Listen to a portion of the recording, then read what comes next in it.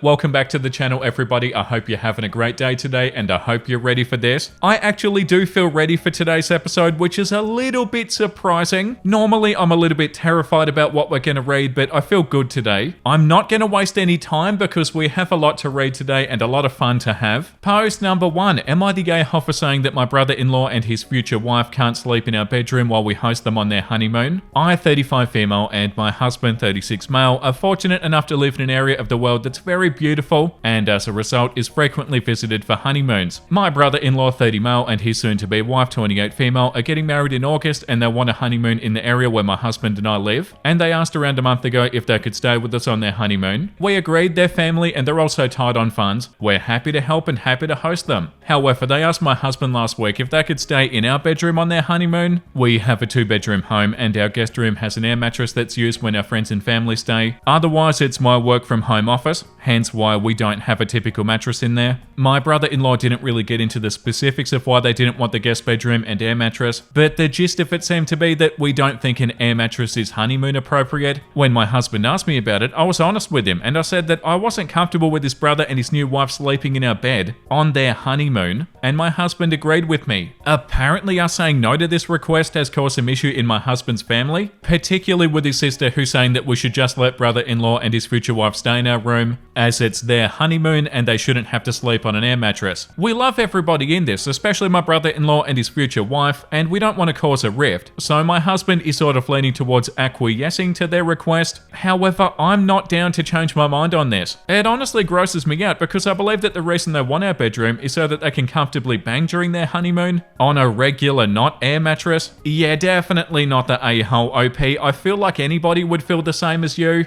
It's very understandable that you feel the way that you do. The top comment says, for the intimate things that one does on their honeymoon, they should book their own hotel. And the response says, yeah, right, asking to crash with the family is one thing, but expecting to take over their bedroom on a honeymoon feels like a step too far. The second top comment says, not the a-hole, their request is creepy and it says it all. They want to consummate the marriage on your bed. Gross, creepy, and not the kind of family that I want around. And the comment below that one says, not the a-hole, absolutely no. They can save up for a hotel. They don't have to take their honeymoon right now either. They can wait a year or so. The entitlement is extreme. And OP said, I hadn't thought about that, and you're right. They could definitely wait and postpone the honeymoon until they've got more money. Yeah, and like this comment says too, we don't think an air mattress is honeymoon appropriate. I agree, a hotel room is far more honeyroom appropriate. This comment says, not the a-hole, it is really kind of you to let them stay there for their honeymoon, but that doesn't entitle them to your bed. If they want a different situation, they can pay for a hotel and stop trying to take advantage of your kind hospitality. Yeah, no, definitely not the a-hole, and that's definitely the consensus. Like, yeah, it is their honeymoon, but it's also your house. And of course you feel weird about this. Post number 2 says, am I the a-hole for recording my friend's fiance at her bachelorette party and playing the recording for him? I was invited to the bachelorette party of my friend's fiance. It was over the long weekend at a vacation rental on the beach.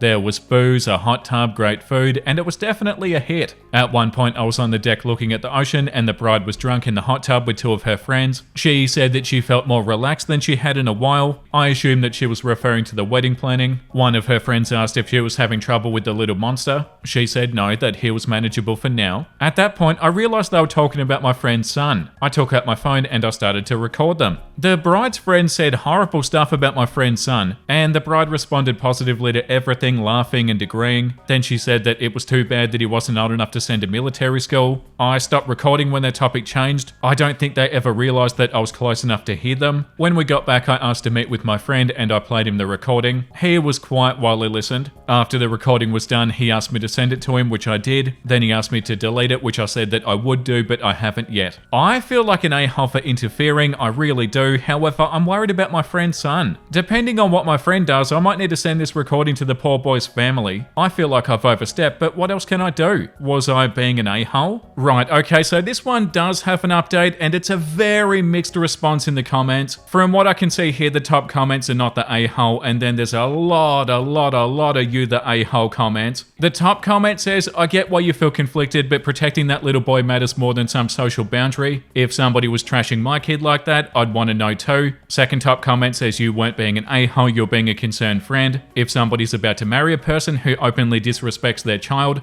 They deserve to know. It's better that he finds out now than after they're married. Comment below that says not the a-hole, and hopefully he'll put his child before his ding-dong. The one below that says you gave the recording to the person that needed to hear it, not the a-hole. However, that's where your involvement in the situation should end. You no longer know what's going to go on in that relationship and you have no details. I call my niece and nephew demons because they're 7 and almost 4 and it's their job to experience the world and have questions and push boundaries. It has nothing to do with how much I love them. I'd upend my life for these 2 kids if needed, and I spoil the crap out of them, with parents' permission of course. She is completely allowed to vent to her friends. The father has the info. And sending this video to other people because you don't know how your friend handled the situation with his fiance, that would be too far in my opinion. Yeah, because he already asked OP to delete the video. So yeah, like that comment says, your involvement in the situation should end here. Yeah, definitely. The comment below that one says, if she thought that she was having a private conversation with 2 of her best friends while she was drunk, she may have been more flippant with how she was talking. I would imagine that it's incredibly difficult to come in as a stepmom, especially to a child as young as 2. Maybe she was venting in what she thought was a safe and private space. Fair enough for you to tell your friend about it, considering that's where your loyalty lies. But to do anything further would definitely make you the a-hole. Delete the video and go on with your life. It's up to your friend how he wants to deal with it all. I feel like the reaction of the friend is important too. Like, he didn't immediately brush it off and be like, oh, you know, that's nothing. I know how my fiance really feels and I'm sure they're just joking or venting. Like, no, he was obviously concerned about it. Yeah, so they were the top comments and they're all not the a-hole. But yeah, there are a lot of you the a-hole comments too. This comment below those comments says, I'm kind of flabbergasted that your first instinct was to take your phone out and record a private conversation between the bride and her best friends. You were sitting on a deck looking at the ocean out of eyesight from the group, eavesdropping on their private conversation. You record their private conversation. You ran full speed to snitch to the groom. He asked you to delete it and you don't. And now you're even thinking about taking it to his family if he doesn't approach this in a way that you deem suitable. This bride was not only gracious enough to invite you to her bachelorette, even though she doesn't know you that well, but also she's marrying a man with a 2-year-old toddler. There's a reason for the saying terrible twos. What she said about military school is messed up, but she was also tipsy and drunk and venting to her close friends and had no idea that some random was recording her. This whole story is such a huge overstep on so many levels. Like, how is this any of your business? You the a-hole. From reading this, it does definitely sound like it's good that the friend knows, because he seemed pretty concerned about this. I definitely agree with that other comment that said that your involvement in this should end here. Update. Yesterday, Friday afternoon, I got a text from my friend asking me to block his fiance's number. I was a bit thrown off by this request and I asked if everything was okay. He said he couldn't talk right now and asked me to please just block the number. So I blocked the number. I've got a weird glitch with my Android Auto where if a blocked number calls me, it shows up in my recent calls as a missed call on my car screen, even though on my actual phone it doesn't ring at all. I was driving later and I saw a ton of missed calls from her. There were so many that it exceeded what my car will show me. I kept the number blocked. Later, my friend's best friend, who was supposed to be the best man, called me and asked me if I'd heard from our friend. I said yes and I asked why. He sent me a screenshot from the fiance's Facebook talking about how people show you their true colors and saying that she was newly single. Wow, I tried to call my friend, but he didn't answer. Tonight, I finally heard back from him. The long and short of it is that he asked her about how she feels about his son. She said that he's adorable and sweet. My friend played her the recording and she asked where he got it. He refused to tell her, saying that it shouldn't matter. She immediately guessed it was me, and he refused to confirm that. She was angry that he wouldn't tell her that I recorded her conversation and said that she can't trust him anymore. She called off the wedding. Not a great update, but since so many of you were so invested, I thought you'd want to know. The top comment says you did the right thing. I love how she immediately deflected to asking who recorded her. Your friend dodged a bullet. The comment below that says good riddance. You did the right thing. Your friend would be better off because of you. The comment below that says I'm surprised that she called it off. And OP said me too. I feel really bad for him. At least this way she can't play the he left me right before our wedding card though. The comment below that one says she called off the wedding because she knew that she was busted and he'd probably call it off. You can't dump me if I dump you first and try to make it look like you're the bad guy. Yeah, wow, what an unbelievable situation. OP does have this comment too. I already deleted the recording after so many comments on the original post advised me to. He still does have his copy unless he also deleted it, but mine's gone. I'm glad that I got rid of it. His choice on how to handle everything from this point forward, as it should be. Yeah, 100%. The second top comment says, so she broke it off since he would not tell her. Did she address what she said in the video? This is crazy, update me. And OP said he didn't give me a word for word-for-word rundown of their conversation, but from what he told me, once the topic shifted to her wanting to know who recorded her, it never went back to what she said. Yes, such a wild situation. So he's like, well, it doesn't matter who recorded it. What matters is what you said about my child. And she gets angry about the fact that he won't tell her who recorded her, and then calls off the wedding because she can't trust him, without ever taking any responsibility for the stuff that she said. Okay, the next one says, am I the a-hole for not agreeing to share my room with my dad's girlfriend's daughter? So I, 22 female, still live with my dad by choice. My mum passed away when I was 5, and it's been just the two of us ever since. He never dated anybody until now, and to be honest, I'm proud of him for finally opening up again. His new girlfriend seems nice enough, and I want him to be happy. She has 3 kids, a son 18 male, an older daughter 29 female, who doesn't live with her, and a younger daughter 10 female. Recently they have been spending more time at our house, and now they're officially moving in. For context, we live in a 3-bedroom house. My dad has the master bedroom, I've had my own room my entire life, and the 3rd bedroom is currently a guest room, home office, and a storage combo. We also have a spacious basement and an attic, both mainly filled with old stuff, some of it my mum's, but nothing that can't be moved or reorganized. I'm a full-time uni student, and I also work part-time at a restaurant.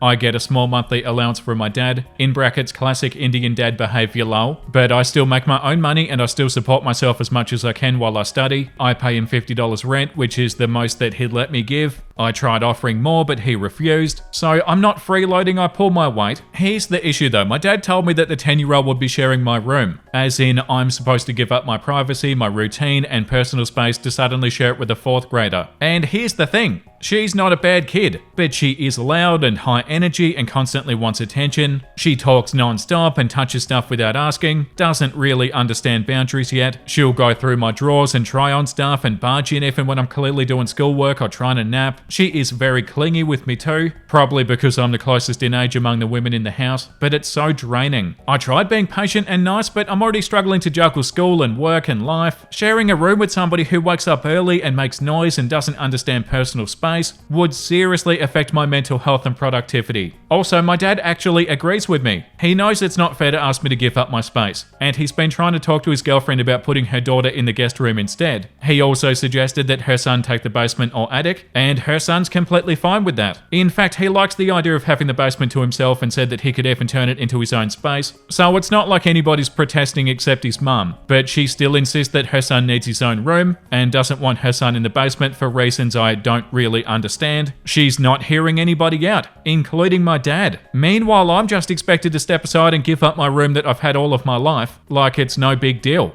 I didn't ask for this new setup, I'm trying to be supportive, but I also didn't expect to be pushed aside in my own home, just because my dad is starting a new chapter. I don't hate the little girl, not at all, but I also don't think it's fair for a 22-year-old uni student that has a job to be rooming with a 10-year-old who doesn't respect boundaries, or even understand what quiet time means. It's not like a minor inconvenience, it's a huge shift in my day-to-day life. So am I the a-hole? Update a few hours later. Hello guys, I want to start off by saying thank you for all the advice you gave to me. I wasn't able to comment on all of them, but I read them and some comments actually pointed something out. My dad's girlfriend wants me out. And the ones that told me to sit down with my dad and talk to him privately, I did so this morning. We went out for breakfast and I told him that I don't feel comfortable sharing my room. I don't want to share my room. I told him that I'm not going to take the attic and basement either. Listen, my room was mine since I was a baby, so why should I want to give it to somebody else? He was a bit hurt about this since I didn't actually tell him how I really felt about this whole ordeal. For context, if you don't want to read about the ages and personality and background, skip this paragraph. So my dad was born in India and is an only child, while my mother had 4 brothers, so you can already tell how the dynamic was like. My mum's parents favoured her brother more than her, blah blah blah, and my dad didn't like that, and he was like 22 when they got married. Then he moved to Canada with my mum, 22 and 19, and yeah, it was a love marriage. My dad got a job and went to school and started his own business, and took my mum to school and they got financially stable. My mum got her degree in medicine and my dad an accountant. They had me at 30 and 27. I was 5 when my mum passed away. My dad's a bit of an irrational person, not in a bad way, but when you piss him off regarding somebody he cares about deeply, he's pretty quick to cut you off. My dad's girlfriend is 43 and eldest child is 29, so you can do the math. Yeah, so 43 minus 29 is 14. Anyway, after talking to my dad, he was kind of pissed off at how blind he's been, and he was fuming when we went back home. And you will not believe what we saw. His girlfriend already moved her daughter's clothes from the guest room to mine, and that lit the fuse. I started screaming at her not to touch anything in my room. I should have listened to those who told me to put a lock on my door. My dad intervened, told me to take the kids out of the house, and they started arguing. Long story short, my dad broke up with her, and it turns out that she'd lost her home to debt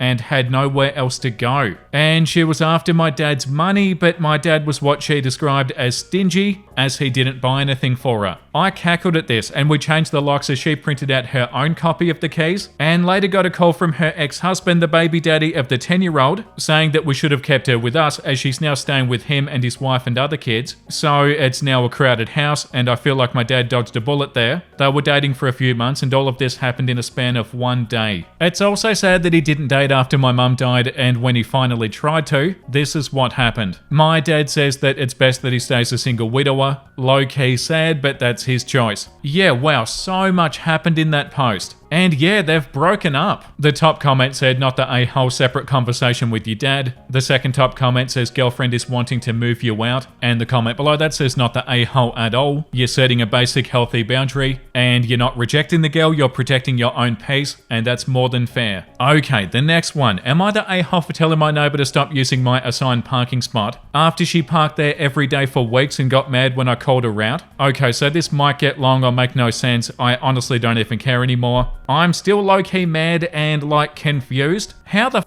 did this turn into a whole thing? I'm 30, I live in a little apartment complex that has like 20 units. Every apartment has their own parking spot that comes with rent. Super basic. I've been here for 3 years and I've always parked in the same spot right outside my building. Easy. Then like 2 months ago, this lady, I barely even know her, I just see her sometimes in the hallway, never even talked really, starts parking in my spot. I think she's like late 40s, maybe 50s, I don't know. We're calling her Karen because, yeah. Anyway, the first time it happened, I figured, okay, maybe she's only dropping somebody off, or I don't know, forgot which spot was hers, whatever. I didn't say anything, but then it keeps on happening, like every day. I'd come home and boom, there she is, just vibing in my spot like it's hers. So now I'm parking across the lot, squeezing into visitor parking spots that are not even close, and it's super annoying, especially when it's dark or raining or I've got groceries, or I just want to go home and not do laps around the building. After like a week of it, I left a little note. Nothing mean, I just said, hey, this is my spot, please don't park here, thanks. Like friendly even. I put a smiley face. I was being nice. The next day she's at my door mad. Like full on annoyed face energy. Says that she has permission from the landlord to park there because she doesn't have her own spot. I'm like, huh, that's news to me. I told her, okay, but could you maybe show me something in writing? Because this spot is in my lease, like I pay for it, it's mine. She starts getting loud, like I've been parking there for weeks and it's not that serious. And that I'm being rude. Oh my God, get out of here. I was like, bro, I'm not even yelling. I just want to park where I'm supposed to. Then she says, why don't you just share it? And I swear my brain stopped working. Like, girl, what? This is not a snack. We're not sharing cookies. It's a parking spot tied to my apartment. What do you mean share? Anyway, I told her again, if she really does have permission, then cool, just show me. If not, can you please just not park there? She gets mad again and says that I'm being hostile. Oh my God, so annoying. And that she's gonna tell the landlord that I'm making trouble for the building. OP's making trouble, are they? They pay for their own parking spot. It's their parking spot. So the next day I go to the landlord and I ask what's going on, and turns out she has zero permission. Like flat out no. The landlord was like, yeah, no, that spot's assigned to you and we don't reassign them unless there's paperwork. So I'm like, okay, great, thank you, please tell her to stop. I thought it was over. Laughing my ass off, no. She starts being all passive aggressive. Parks like right next to me, so close that I had to crawl in from the passenger side. Leaves notes on my windshield like selfish people make bad neighbors. Oh my God, they sound insufferable. Like, girl, are we 12? What is this, middle school? And then I find out that she's been telling neighbors that I'm harassing her over a one-time mistake. One time? She's been doing it for weeks, lying to everybody like I'm some psycho over a single incident. I literally left one note and asked a question.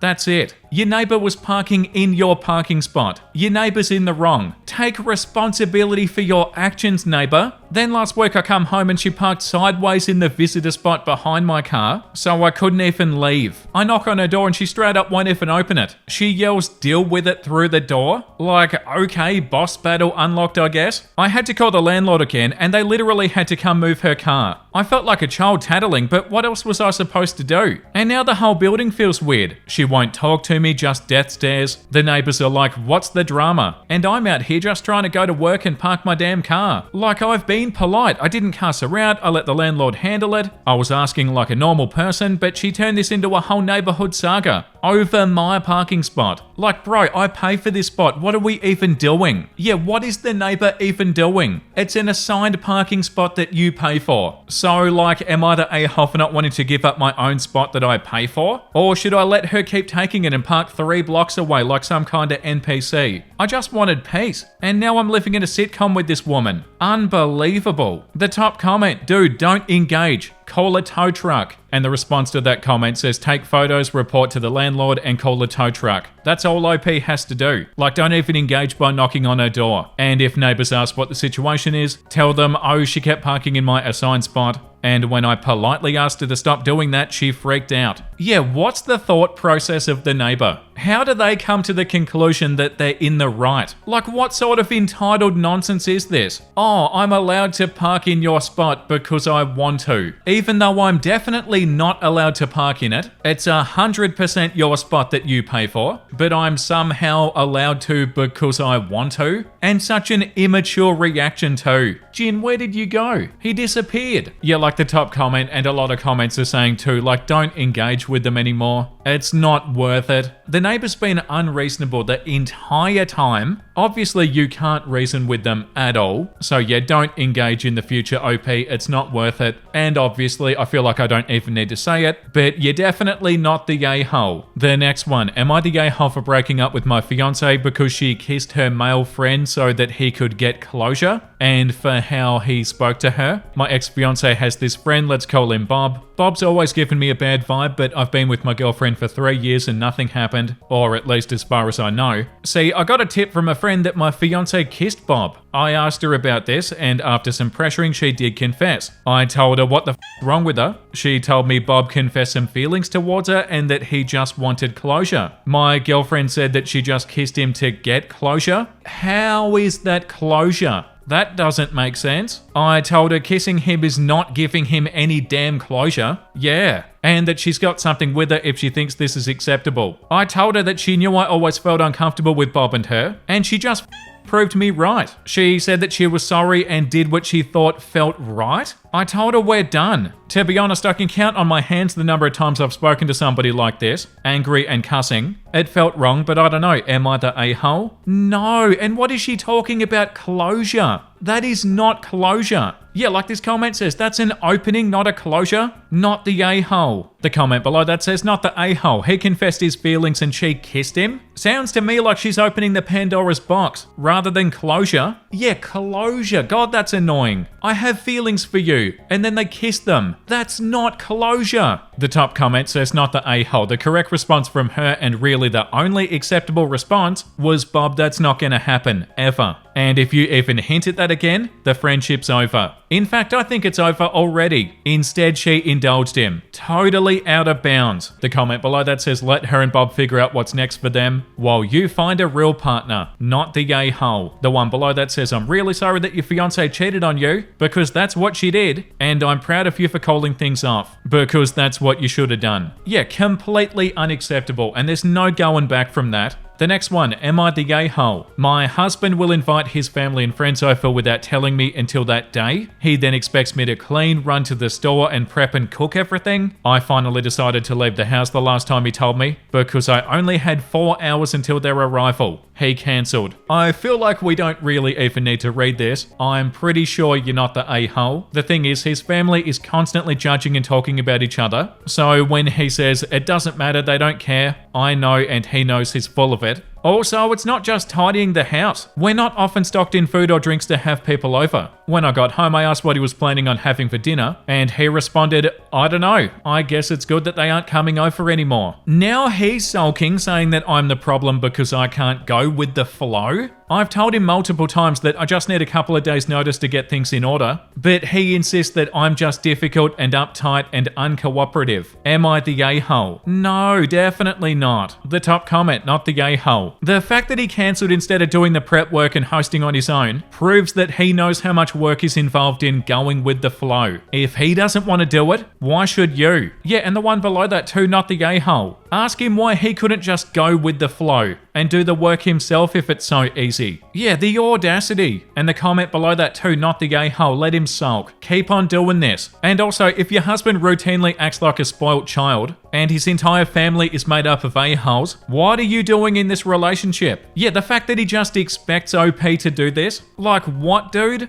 He insists that I'm just difficult and uptight and uncooperative. Uncooperative. I'm pretty sure what he means by uncooperative is that he's all sulky because OP doesn't do everything he says. Uncooperative. And he feels like OP's in the wrong. What's his thought process? How does he come to the conclusion that OP's in the wrong? Yeah, that sucks. The next one, am I the gay hole for leaving my sister-in-law's house after she invited me over to not be alone? But she just wanted free childcare. I, 25 female, had to put my cat down unexpectedly, and it's completely shattered me. Yeah, very much feel for you, OP.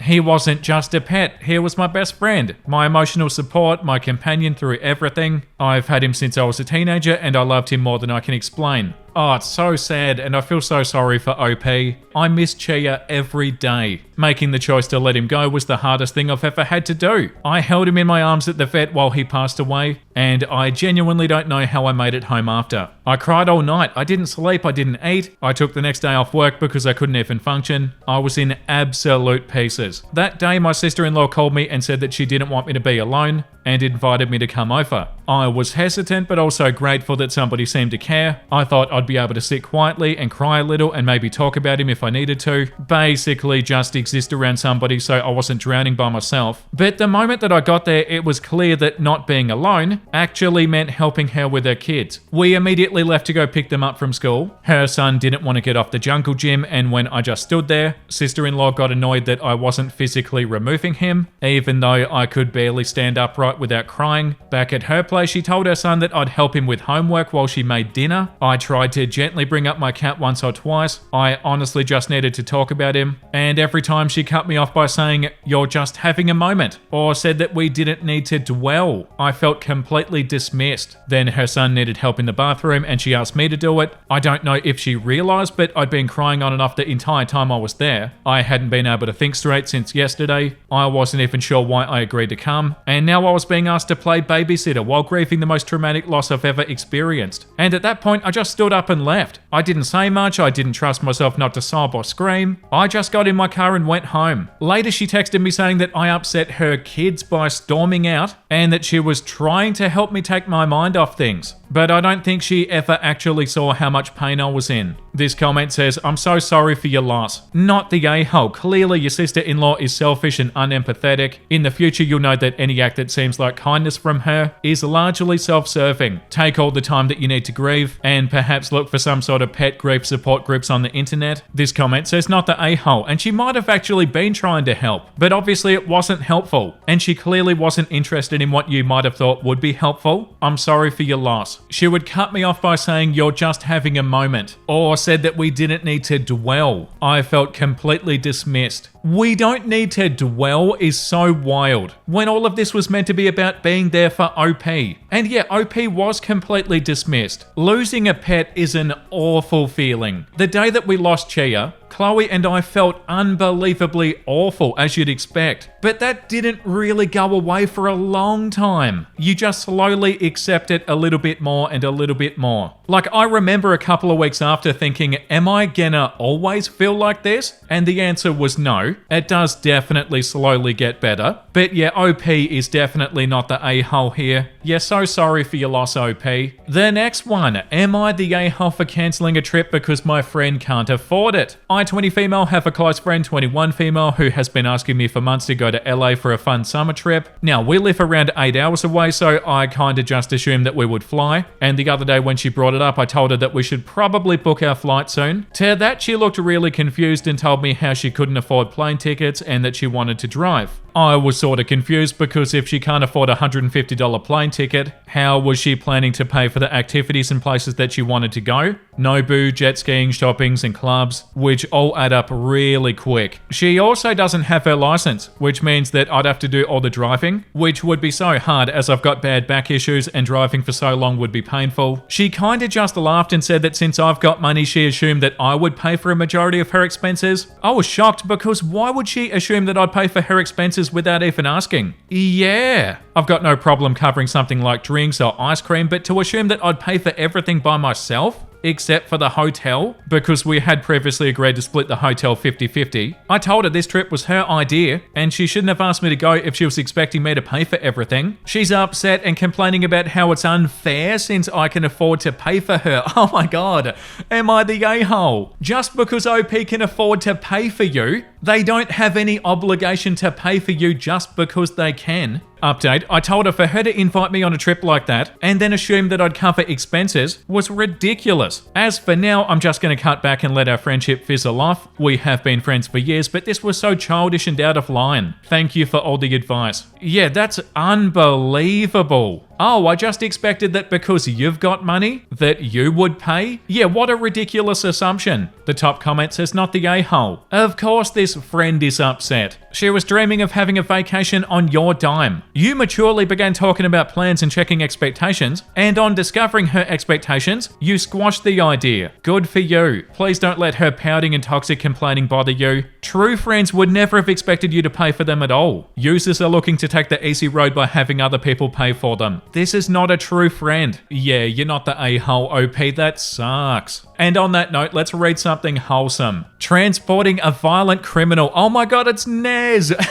That's so cute! Look at that beautiful kitty. Oh my god. The little round face is so similar to Nez. And this one too. Me, I'm gonna be so productive today. Also me. Yeah, so relatable. I did this the other day. I'm sure you guys noticed it, but I missed a day in the uploads. I woke up that day and I was so tired and just, not really feeling that amazing. And I thought to myself, if I film a video today, it's not really gonna be my best work. So yeah, I played Skyrim in bed. And for today's episode, I felt a lot better. I slept better, I had energy, and yeah, can definitely relate to this post. Thank you for watching, everybody. I really appreciate the support. As always, subscribe if you want to. And the comment of the day goes to Razor Jake. Tis a good luck gin. Gonna need it with all of these what the f***nesses. Yeah, 100%. I feel like the videos are better when the cats are in the basket. I feel like the videos are better to watch. They're definitely better to make. And yeah, I do feel like the cats are good luck. And yeah, tis a good luck gin. That is so right. Also, it definitely doesn't matter, but it's Jin with a J. One of Chloe's favorite games is Ghost of Tsushima. And Jin's named after Jin in the game. But yeah, I love the cat so much. Okay, I'm out of here. Make sure you look after yourself, everybody, and make sure you have a beautiful, amazing rest of your day. And you know what I'm about to say because I say it every other day.